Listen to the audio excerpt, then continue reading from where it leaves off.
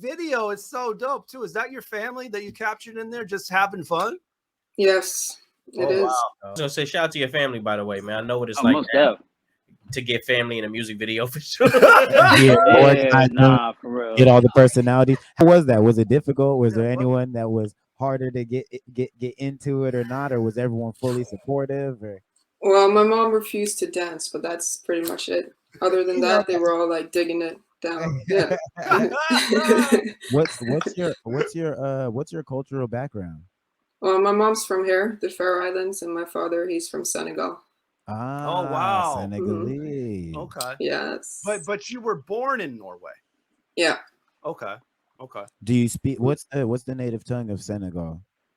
Wolof. Do you speak it? Well, you A said little it's bit. so smooth. So Well, I was gonna say, I heard her you must saying know some of the enough to get language. by. I was watching some Instagram clip, and she was like in the back of. I'm sorry, interrupting. I apologize.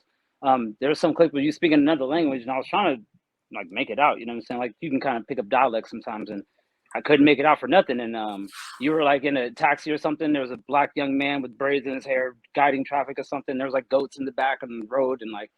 Oh like, yeah. That was And so Norwegian. I was just hearing the different language and stuff. So that's cool. I was speaking Norwegian then. Yeah. Word up, word. Okay. That's fly. It's also funny because last week our guest was Seven the Panther, and when we showed the picture of our guest for the next week, he's like, "You talking about Norway? Do we do it like Norway?" And I mean, I don't think he knew black people were in Norway. That was anomaly. I was gonna say, we everywhere. I was gonna say, I don't know everywhere.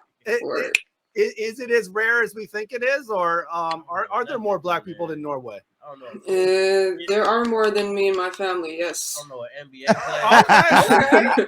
It goes beyond Siri Black. Yeah. So I want to go back to Let the World Unite and the creation of it. Like, how long ago did you make that, and what was the studio ambience like when you made it? I made it here in the Faroe Islands with a producer called Badur Habag. It's the one I'm going to a session with later. And so we were in this little cabin kind of thing with like grass on the roof and everything. And we were in there, and I was kind of like, so this was right like in the midst of the Black Lives Matter movement and everything, and Floyd. Yeah. And I was just I was sick of it also. Initially, I wrote something quite negative, but then I figured out it was actually burn it to the ground because this shit's not working. Oh, wow. So we need to start from the bottom and build up. But then after a couple of days, like going back and forth with myself, I figured it's better to spread a positive message out into the world. And that's when I changed it to Let the World Unite instead. Yeah. Interesting. I wonder. That's heavy. I wonder how that cut would have gone if it was a lot more negative. You've not necessarily negative, but you've spoken on it in other songs too, right? There was another one where you had like protest clips specifically. Yes, exactly. And it was kind of it was a similar like unifying perspective, but it definitely you could feel a little bit more of like, I don't know if anger, but like, frustration. Yeah. I think frustration would be, I think, the best adjective to kind of describe the energy that came from that. Mm-hmm. Yeah, and I found the name of it. It was the song "Coward."